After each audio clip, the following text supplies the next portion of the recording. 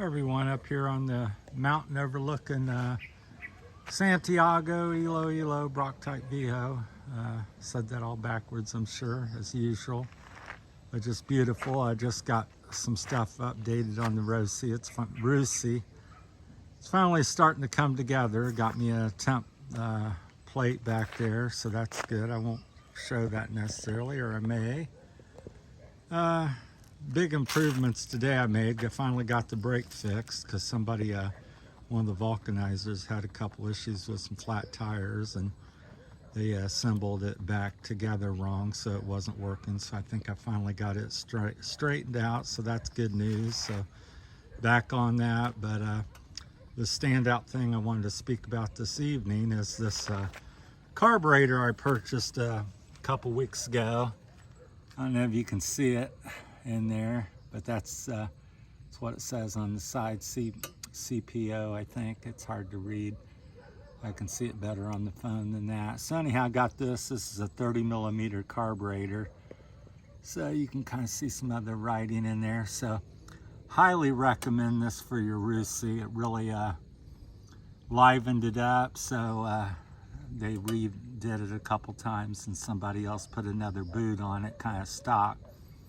But anyhow, it's 30mm. If you can afford it or find it or get it, I highly recommend it. It really makes this thing rev out. So I got the coil, high performance coil wire, and I got a CDI box that revs higher. But them two by itself really didn't do a lot.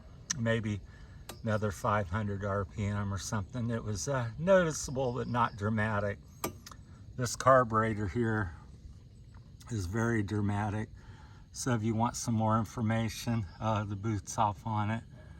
So I sucking in air. I gotta put the thing back on that, so at least it appears like it's off. So yeah, I just noticed that. So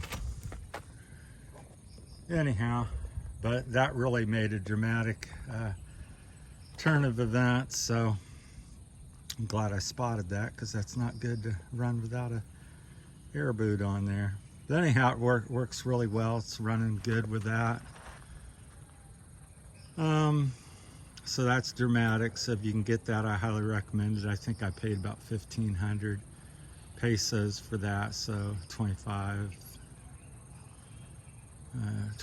30 bucks or something, I'd be a guesstimate. So it's coming together. Got some race suspension, at least KRY wise. It's kind of stock suspension that's highly modified from Richard over in Mindanao. If you want some more information, I'll get you can get you his stuff. So I'm gonna wait and see what it's like. So I think he's gonna add another maybe inch to the back, so I'll have about 7 inches of travel and revalve. So for a Rusi, it'll be, I guess, what you call high performance. And in the front, I'll have up to about 12 inches. But he says that works. It seems out of balance to me, but proof's in the pudding when I get it. So we'll go with that. So that was the big news. So happy to get back on it, but the suspension's still terrible. Get the bike in focus here. So hopefully have that solved by around Christmas time. So I think I just ordered it today, and so see if it's worth it. Is quite a bit of money, but I think 35,000 pesos with the, I ordered new shock, new fork, and then he's redoing that one. So that's actually, that's not all just work. That's brand new suspension again. And then I'm just going to keep this stock, and if I sell the bike, put the stock stuff on it. If I really like the new stuff, maybe send it off and get 2 sets done. So that's why such a high price, because people say, oh, that's half the price of the bike, which it is.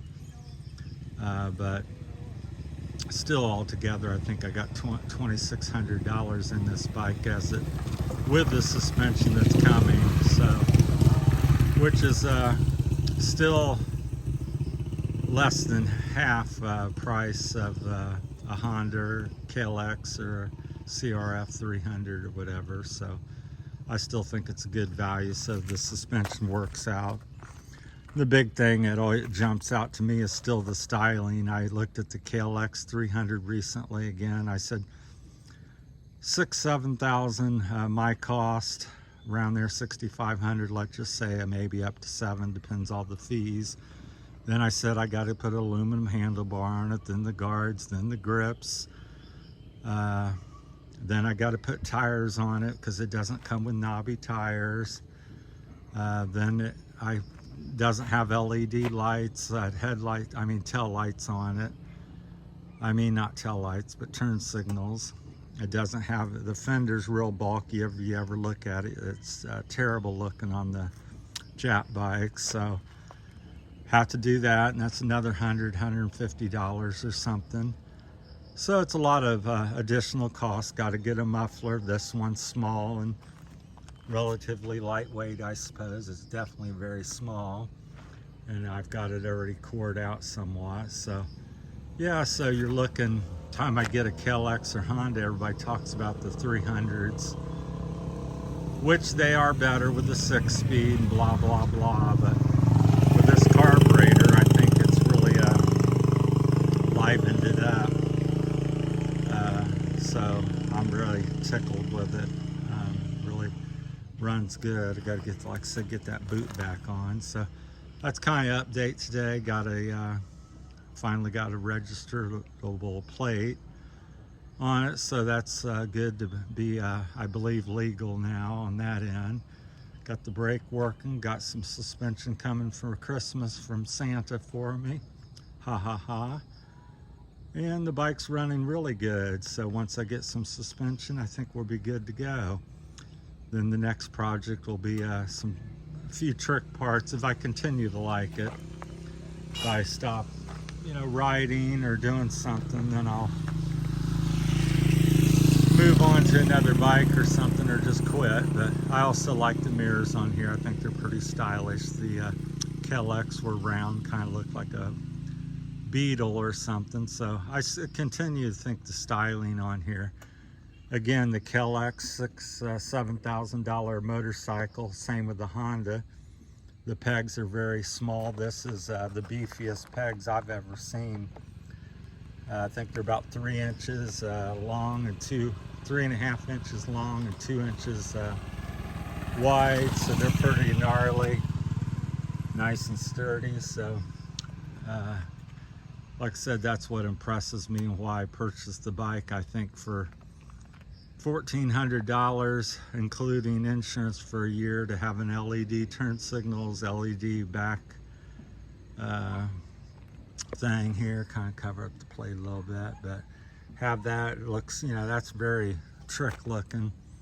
Plastic tank, yeah, it's a little, it's a heavy bike for what it is, so I would guess it around 325, 350 maybe. It feels like it at least. I've gotten weak in my old age, so maybe it's only I have to say 3 to 325 would be a guesstimate. But yeah, it's swing arms metal, the frame's metal, so it's got a few alloy parts, but most stuff's steel. Also, like the new KTMs, a lot of them just come with electric start, no Kickstarter. This has a Kickstarter still, which to me, that's a plus.